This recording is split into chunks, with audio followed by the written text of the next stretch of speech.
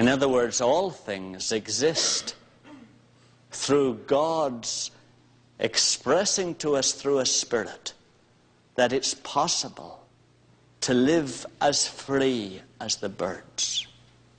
That it is possible for God's Spirit to remake us so that we experience the simplicity and the trustfulness of children again, so that we experience again the liberation and the freedom and the exhilaration of soaring swallows.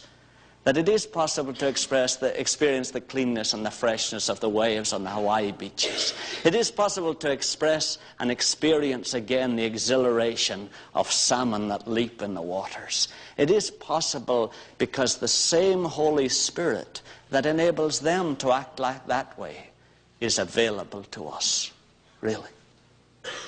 And that the reason we're so heavy and burdensome is because we're living like the people on the bus.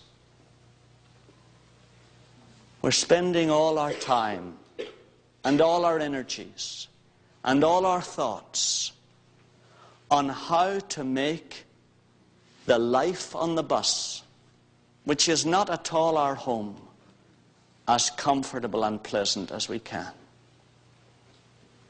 instead of spending all our energies trusting the dear Father to take us wherever He wants us to go in our lives, and concentrating on doing what He has made us to do, whether it pays us or whether it doesn't pay us.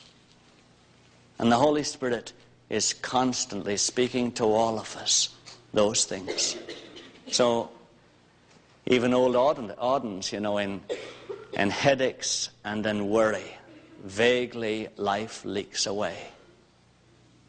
Even those headaches and worry are God's dear Spirit trying to say to us, there's a better way.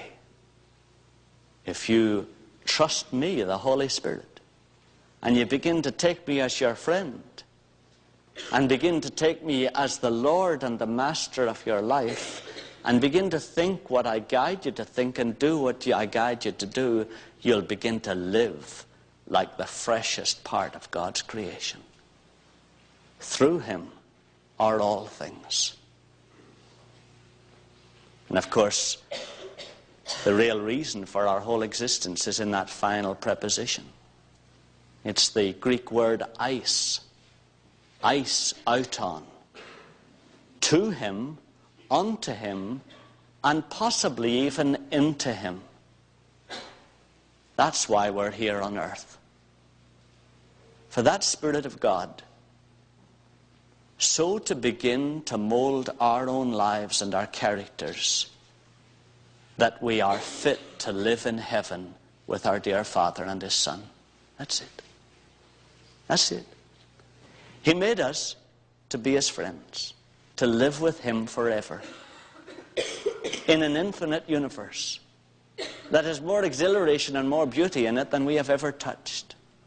That's why God made us, that we would live with Him in friendship and in love.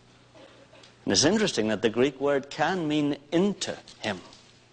Not that we would be absorbed and lose our individuality as the Middle Eastern religions would have it, but that we would be involved intimately with Him. We would come into Him and be part of Him, and yet retain our own individuality, and in that way express more of His glory in more diverse ways. That's why we're here, loved ones. It really is a veil of soul making. It is. And this world is not our home. We are just a passing through. And the bus is going somewhere. And we have just a fairly short span of life. Most of us just about 70 years. To let the Holy Spirit of God that holds everything in existence begin to remake us so that we become like His Son Jesus and begin to live that free life that He lived. And that's why we're here.